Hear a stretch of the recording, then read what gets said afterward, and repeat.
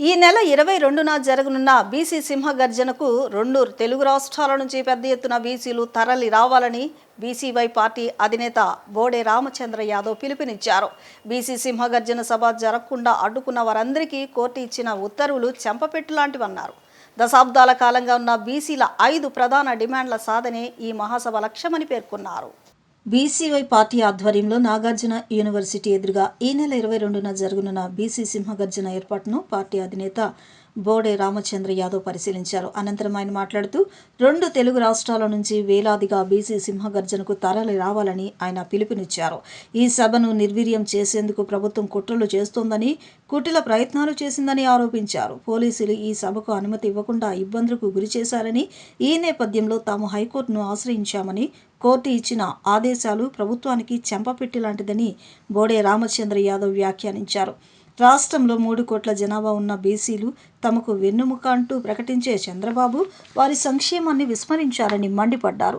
బీసీలకు రక్షణ చట్టాన్ని అమలు చేయాలని, రాజధాని నిర్మాణంలో భాగస్వామ్యం కల్పించాలని, విద్య, ఉద్యోగ, రాజకీయాల్లో 40% రిజర్వేషన్లు కల్పించాలని ఆయన డిమాండ్ చేశారు. బీసీల సంక్షేమాభివృద్ధి కోసం సమగ్ర కుల గణన జరిపించాలని కోరారు. ప్రశాంత వాతావరణంలో జరిగే బీసీ గర్జన అసాంఘిక శక్తులు కుట్రలు చేసే అవకాశం ఉన్న దృష్ట్యా పోలీసులు శాంతి భద్రతలు పరిరక్షించాలని విజ్ఞప్తి చేశారు. ఈ మహాసభను పురస్కరించుకుని శ్రీకృష్ణ జాంబవతి కళ్యాణాన్ని జరిపించనున్నట్లు చెప్పారు. దీనితో పాటు గ్రామ కుల దేవతల ఆరాధనలు నిర్వహిస్తున్నట్లు తెలియజేశారు. పవిత్ర ఆశయాలతో చేపట్టిన బీసీ సింహగర్జనను 2 తెలుగు రాష్ట్రాల ప్రజలందరూ జయప్రదం చేయాలని కోరారు. బీసీలకు సంబంధించిన 5 ప్రధాన డిమాండ్ల సాధనే లక్ష్యంగా భారీ బహిరంగ సభ బీసీవై పార్టీ ఆధ్వర్యంలో నిర్వహిస్తున్నాము.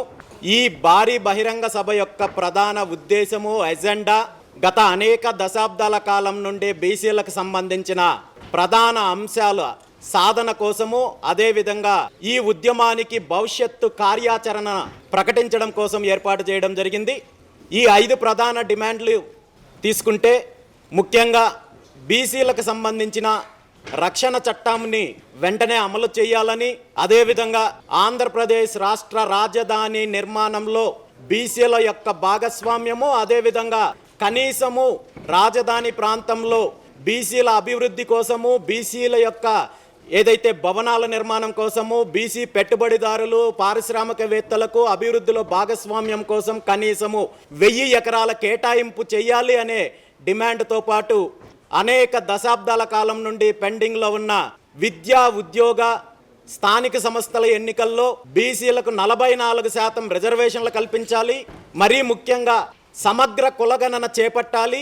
సమగ్ర కులగణన చేపట్టి బీసీలకు 44% రిజర్వేషన్లు అమలు చేసిన తర్వాతే వచ్చే స్థానిక సంస్థలు వెళ్ళాలి అనే డిమాండ్తో పాటు బీసీ కార్పొరేషన్లకు సంబంధించి ఖచ్చితంగా నిధులు కేటాయించి ఈ బీసీ కార్పొరేషన్లు బీసీ సామాజిక వర్గాలకు సంబంధించిన అభివృద్ధి చెయ్యాలి అనే ఈ 5 ప్రధాన డిమాండ్లతో బహిరంగ సభ నిర్వహించబోతున్నాము. దీనికి సంబంధించి గత 2025 సంవత్సరం డిసెంబర్ 11వ తేదీన విజయవాడలో 2 తెలుగు రాష్ట్రాల్లో ఉన్న బీసీ పెద్దలతో కలిసి బీసీ మహాసదస్సు పేరుతో చర్చించి ఈ నిర్ణయం తీసుకోవడం జరిగింది. ఈ సమావేశానికి సంబంధించి, ఈ బహిరంగ సభకు సంబంధించి ఇప్పటికే ఏర్పాట్లు పూర్తి స్థాయిలో జరుగుతున్నాయి. వచ్చే సభకు హాజరయ్యే వాళ్ళకు సంబంధించిన కావాల్సిన మంచినీటి సౌకర్యము, ఆహార సౌకర్యము, అదేవిధంగా మిగిలిన అన్ని సౌకర్యాలు కూడా ఏర్పాటు చేయడం జరిగింది. బీసీ సింహగర్జన బహిరంగ సభ ప్రకటించిన తర్వాత అనేక రకాలుగా ఈ ఉద్యమాన్ని, ముఖ్యంగా ఈ బహిరంగ సభను అడ్డుకోవాలి, నిర్వీర్యం చేయాలి అనే దానిపైన అనేక కుట్రలు చేశారు. ఇందులో ప్రధానంగా బీసీలకు సంబంధించి ఏదైతే 5 డిమాండ్లు చేశామో ఈ 5 డిమాండ్లు కూడా ప్రభుత్వం ఏదో నెరవేర్చడానికి అడుగులు ముందుకు వేస్తోందన్నట్టు తప్పుదారి పట్టించే కార్యక్రమము, బీసీల్లో వస్తున్న చైతన్యాన్ని, మార్పుని నిర్వీర్యం చేసే కార్యక్రమము, నీరుగార్చే ప్రయత్నం జరిగింది. దాంతోపాటు ఏదో ఒక రకంగా ఈ బహిరంగ సభ జరిగితే బీసీలలో చైతన్యం వస్తుంది, మార్పు వస్తుంది, బీసీలో ఐక్యంగా ముందుకు వెళ్లే పరిస్థితి ఉందనే ఉద్దేశంతో ఈ సభ జరగనివ్వకుండా కూడా ప్రభుత్వం అనేక రకాలుగా కుటిల యత్నాలు, ప్రయత్నాలు, కుట్రలు చేయడం జరిగింది. ముఖ్యంగా పోలీస్ డిపార్ట్మెంట్ ద్వారా ఈ సభకు అనుమతి రాకుండా అనేక రకాలుగా అడ్డుకునే ప్రయత్నం చేశారు.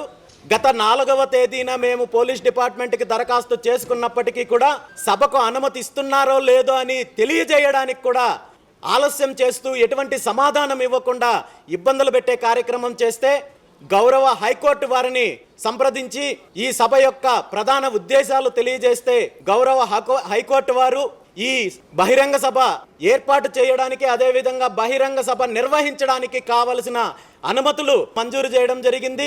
దీనికి సంబంధించిన ఆదేశాలు స్పష్టంగా ఇవ్వడం జరిగింది.